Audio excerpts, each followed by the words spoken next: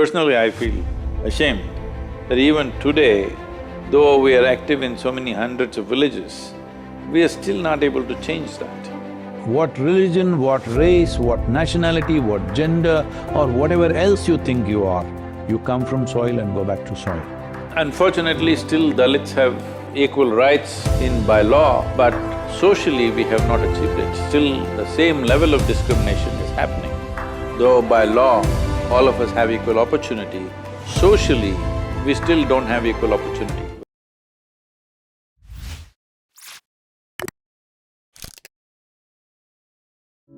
In Karnataka begins from a school, then it's not localized there, it just spreads, becomes a national issue in Supreme Court, in different courts, and just look at the way the atmosphere is vitiated. People are saying hijab first, not kitab first. See, whether you wear a hijab or burqa, or you wear a sari, or you wear salwar kameez or a pajama, what you wear, or you eat khichdi or biryani, all of it comes from soil. So soil is a tremendously unifying force. Instead of looking at aspects of life which puts us all together, we are continuously looking at aspects which divides us. Soil is a universal thing. It doesn't matter who you are, what religion, what race, what nationality, what gender or whatever else you think you are, you come from soil and go back to soil. So this can become a major unifying force. But many people have stopped sending their daughters to schools. In school, the issue is about uniformity. Where do you stand on this? In schools, should children be separated from each other in the manner they look, or should there be a dress code that makes everybody look equal? Where do you stand on it? When you're in school, that means you're still considered a child. Below 15 or 18 years of age, you're considered a child. When you're a child, you should not be fed with the poison of division. When you're a child, you must grow free of those things. It's very, very important. How you do it, for each culture it's left to themselves. But it's extremely important, children need not grow in the exact mold of the previous generation of people. Whatever prejudices, problems, hatreds, loves we have for each other, this need not be imposed upon children. It's very important. How you achieve it? Maybe different people have different ideas how to achieve it, but this is a must, that next generation should not be limited by what we have been limited with, should not be enchained by what we have been chained with. It's very, very important that we do that for every generation. This is a fundamental responsibility of every parent, every adult, every teacher, that the children do not pick up the prejudices that you have lived with. Today we have forgotten. In India, if you look back 50 years ago, most of the boys also had plaited hair.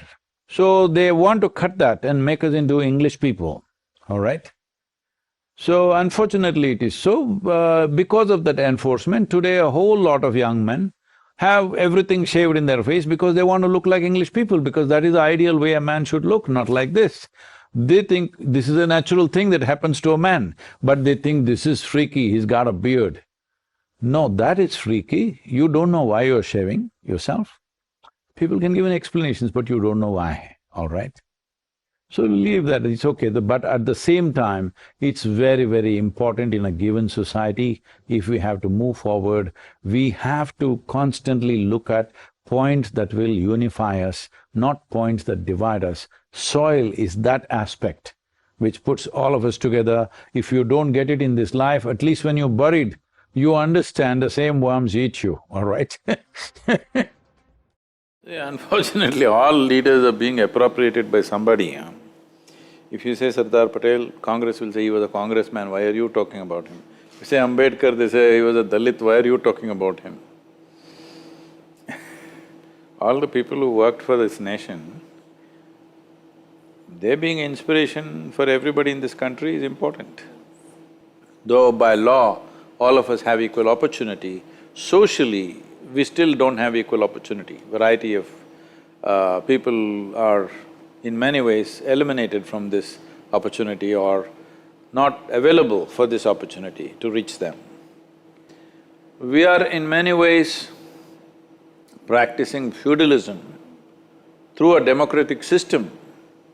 Why whenever there's an election, there's so much talk about caste, creed, religion, who you pray to, what caste you belong to, what does it matter? But it matters because we are practicing feudalism through democratic means. Everybody knows if you get this caste, what is the percentage, if you get that religion, what is the percentage. Ambedkar's vision was a social democracy, not just political democracy, because political democracy, any democracy for that matter, is an endless debate and a confusion. It is worthwhile only when we achieve social democracy. Only political democracy is actually an impediment in many ways. Well, we don't get there straight away, we have to have political democracy first and then reach out to social democracy, that's what we are doing. But after 70 years, I would say we're going a bit slow. Unfortunately, still Dalits have equal rights by law, but socially we have not achieved it. Still the same level of discrimination is happening. If you don't bring them up with some privileges so that they come level someday, it would be very unfair. See, Ambedkar is a stellar example of taking charge of one's own life. From the type of background that he came, the intellectual brilliance that he displayed, is an inspiration for any generation. So social disadvantages did not put him down. Whether he spoke about it much or not is not the point. That's his life, taking charge of his life and becoming unstoppable no matter what kind of background you come from. Personally, I feel ashamed that even today, though we are active in so many hundreds of villages, we are still not able to change that. So one thing you should do with Ambedkar is, you do not worship Ambedkar, but you emulate his life. That's what is needed. That no matter what society sets for you, you are unstoppable. You have taken charge of your life. That's what we need to demonstrate.